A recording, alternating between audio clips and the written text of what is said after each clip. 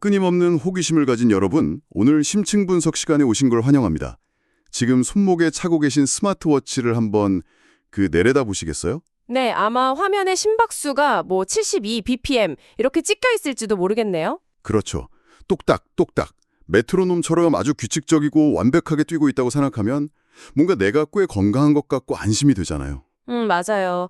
흔히 우리는 건강한 심장이 한치 오차도 없이 일정한 간격으로 뛴다고 착각하기가 쉽거든요. 그런데 오늘 우리가 살펴볼 이야기는 이 완벽한 규칙성이 사실은 굉장히 무서운 신호일 수도 있다는 약간은 소름 돋는 진실에서 출발합니다. 네, 오늘 다루게 될 연구가 그 고정관념을 완전히 부숴버릴 겁니다.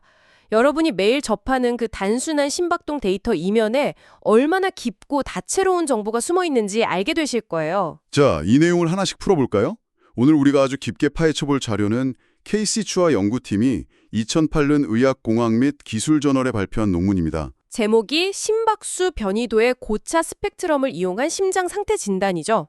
제목만 들으면 엄청난 수학 공식이 막 쏟아질 것 같아서 흠칫하게 되지만요. 우리의 미션은 아주 분명하고 흥미롭습니다. 네, 단순히 심장박동 수를 재는 걸 넘어가는 거니까요. 맞아요. 그 심장 박동 속에 숨겨져 있는 비선형적이고 또 혼돈스러운 수학적 패턴을 끄집어내는 겁니다. 그리고 이를 통해서 무려 7가지의 치명적인 심장 부정맥을 진단해내는 인공지능 기반 시스템의 원리를 알아볼 거거든요. 아주 매력적인 미션이죠. 이 원리를 제대로 이해하려면 가장 기본이 되는 심박수 변이도, 즉 HRV부터 짚고 넘어가야 합니다. 아까 심장이 완벽하게 일정한 간격으로 뛰는 게 아니라고 하셨잖아요. 네, 심전도 그래프를 자세히 보면 심장이 한 번 뛰고 다음번 뛸 때까지의 그 미세한 시간 차이가 매번 조금씩 다릅니다. 이 미세한 변동성이 바로 HRV인 거죠. 그러니까 건강한 사람도 그 간격이 0.8초, 0.81초, 0.79초 이런 식으로 쉴 새 없이 변한다는 거잖아요. 그렇죠. 그 변동성이 생명의 핵심입니다.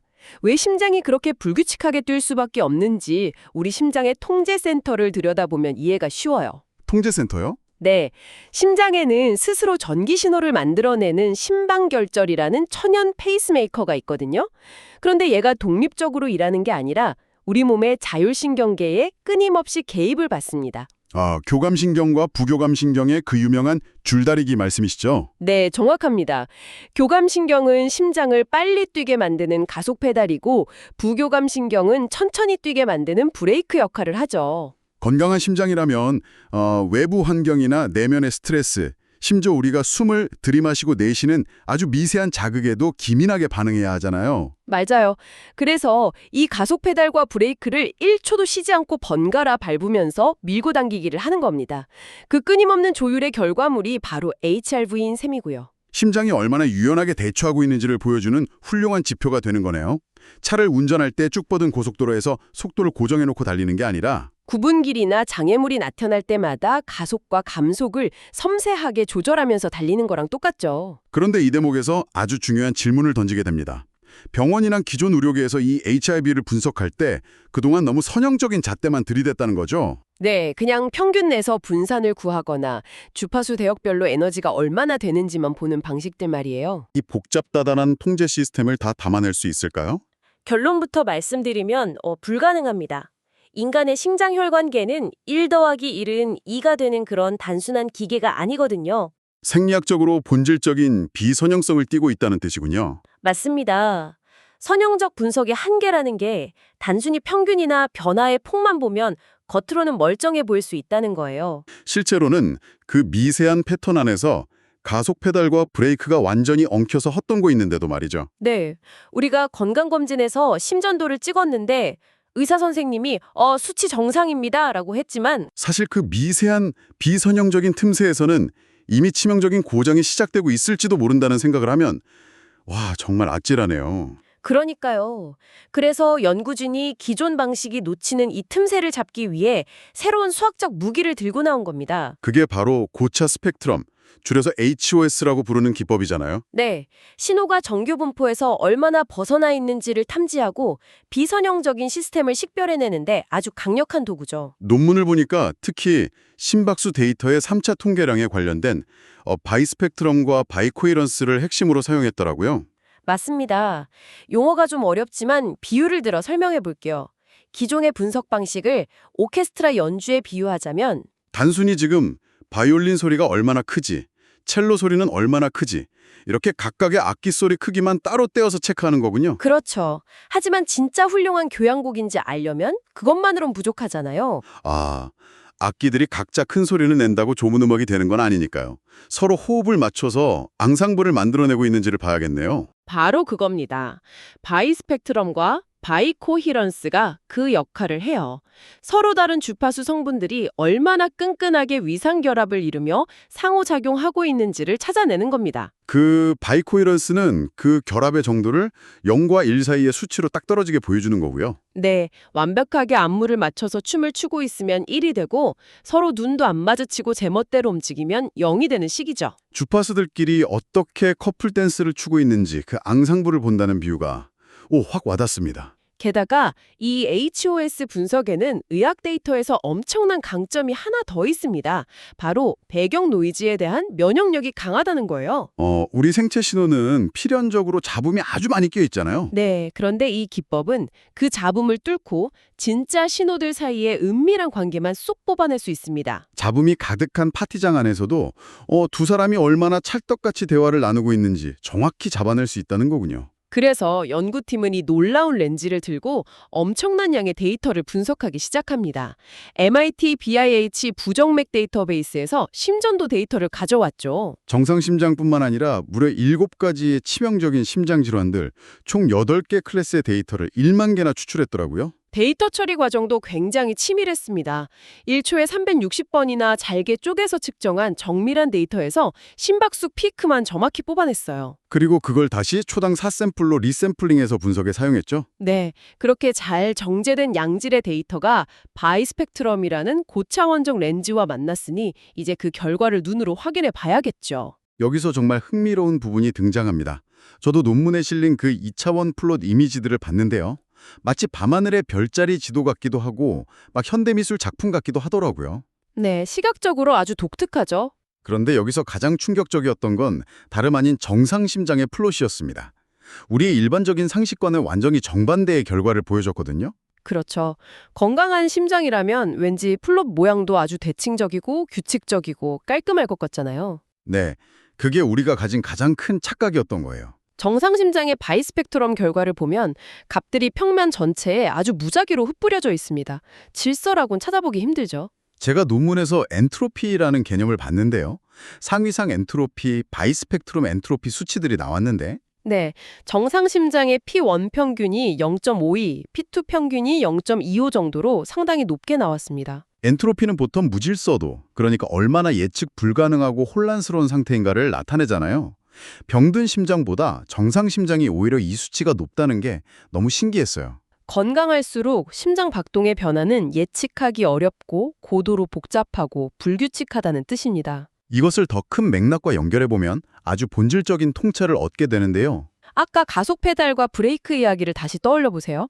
건강한 생명체는 외부의 자극이나 스트레스, 호흡에 1초 단위로 끊임없이 반응하고 적응해야 합니다. 유연하게 변해야 하니까요. 네, 그 결과물은 당연히 한 가지 패턴에 머무르지 않고 엄청나게 복잡하고 예측하기 어려운 형태, 즉 높은 엔트로피 상태로 나타나는 게 당연한 겁니다. 건강하다는 건 곧 이 유연한 혼돈을 유지할 수 있는 능력이 있다는 뜻이니까요. 와, 건강은 곧 유연한 혼돈이다. 너무 역설적이면서도 아름다운 진실이네요.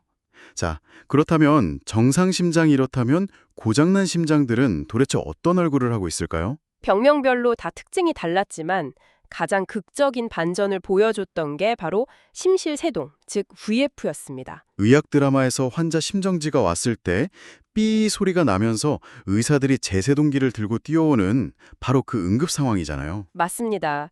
심실세동은 심장이 피를 뿜어내지 못하고 파르르 떨면서 죽음에 임박한 상태죠. 그런데 이 심실세동의 바이코이러스 플롯을 보면 정상 심장의 그 무작위하고 복잡했던 형태가 싹 사라집니다. 오히려 평면상에 아주 규칙적이고 강한 주기적인 피크들이 나타나면서 고도로 구조화되더라고요. 네, 극한의 질병 상태에 다다랐는데 수학적으로는 패턴이 뚜렷해지고 질서 정연해지는 겁니다. 역설적이게도 엔트로피 수치는 낮아지고요. 질환이 심각해지면서 심장 본연의 유연한 조절 능력을 잃어버리고 질병 자체가 만들어낸 고유의 주기에 갇혀버린 거네요. 네, 그게 바로 질병의 무서운 점입니다. 반면에 또 아주 귀괴한 패턴을 보여준 질환도 있었죠. 아, 동기능 부전 증후군, SSSI라이 말씀하시는 거죠? 맞습니다. 심장박동이 비정상적으로 느려지는 섬액과 빨라지는 빈맥 사이를 널뛰게 하듯 오거는 아주 위험한 상태인데요. 그 널뛰기 하는 양상이 플롯에 고스란히 찍혀 나오더라고요. 네, 바이스펙트럼 플롯을 보면 붉은색과 푸른색 패턴이 마치 시각적인 패치워크나 모자이크처럼 평면 위에 이리저리 섞여서 나타납니다. 양극단을 통제 없이 오가는 심장의 상태가 너무나 명확히 드러나는 거네요. 다른 질환들도 하나하나 다 특징이 있었죠? 네, 완전 방실차단, CHB나 허혈성 심근병증, ISC 같은 병들은 심박수 변동폭이 작아서 바이스펙트럼 평균 크기도 아주 작게 나타났습니다.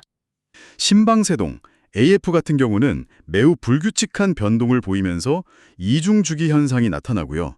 고주파 변동이 심해서 평균 크기가 정상 심장보다 훨씬 크더라고요. 요약하자면 이 질병들이 전부 다 자신만의 독특한 수학적 지문을 갖고 있다는 겁니다. 그런데 이렇게 눈으로 플롯이 다르다는 걸 확인했어도 이게 과연 우연이 아닐까 의심할 수 있잖아요. 그래서 연구진이 통계적 검증을 시도했습니다.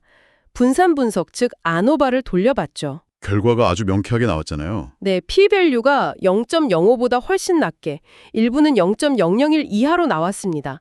한마디로 우연이 아니라 질환별로 확실한 수학적 차이가 존재한다는 걸 증명한 거죠. 그렇다면 이 모든 게 대체 무슨 의미일까요? 논문에 나온 그 난해한 수식과 플롯들을 우리들의 현실 세계로 한번 끌어와 보죠. 단순히 과거의 논문으로 끝날 일이 아닙니다. 이 연구는 질병 관리와 진단에 있어 컴퓨터 기반 지능형 시스템의 가능성을 활짝 열어주었거든요. 인간 의사의 눈으로는 도저히 구분할 수 없는 그 미세한 변화를 이 추출된 HOS 특징들이 인공지능에게 아주 훌륭한 판단 기준을 제공한다는 거잖아요. 맞습니다. 여러분 한번 상상해 보세요. 지금 손목에 찬 스마트워치나 병원의 모니터링 기기 안에 이 비선형 분석 알고리즘이 들어가 있다고 생각해 보세요. 겉으로 증상이 터지기 전에 시계가 알아서 내 심장박동의 위상 결합을 계산하고 엔트로피 변화를 추적하는 거죠. 네, 그러다가 수면 아래에서 위험한 수학적 징후가 포착되면 미리 경고를 해줄 수 있는 겁니다. 의료의 패러다임이 완전히 바뀌는 거죠. 정말 기대되는 미래네요. 자, 어느덧 오늘 심층 분석을 마무리할 시간이 다가오고 있습니다. 네, 시간이 참 빠르네요.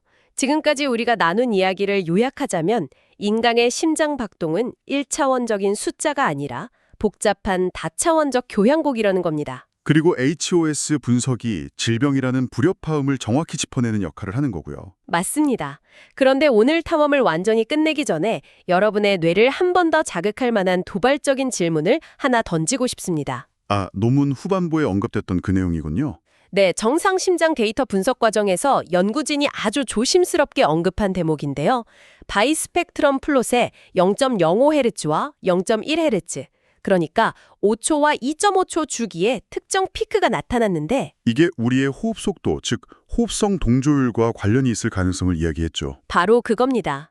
그렇다면 만약 우리의 일상적인 호흡 패턴이 정상 심장 박동에 이처럼 복잡하고 아름다운 비선형적 수학 구조를 직접적으로 형성하고 조율하고 있다면 어떨까요? 일상적인 호흡이 심장의 위상결합 패턴에 개입한다는 뜻이니까요? 네, 우리가 단순히 의식적으로 호흡 방식을 바꾸는 것만으로도 심장의 수학적 건강 상태, 즉 엔트로피를 근본적으로 재프로그래밍할 수 있는 건 아닐까요? 나의 의식적인 호흡 하나가 내 심장의 고차원적 수학 방정식을 실시간으로 바꿔놓고 있을지도 모른다.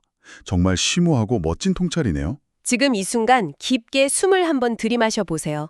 여러분의 가슴 속에서 얼마나 경이롭고 유연한 혼돈이 생명을 연주하고 있는지 상상하면서 말이죠. 생체 신호의 비선형적 분석이 더 깊어질수록 앞으로 그 해답도 더 선명해질 겁니다. 오늘 함께 나눈 이 심장의 수학적 기닐이 여러분이 스스로의 몸을 바라보는 방식을 조금이나마 더 새롭고 경이 없게 만들어 주었기를 바랍니다.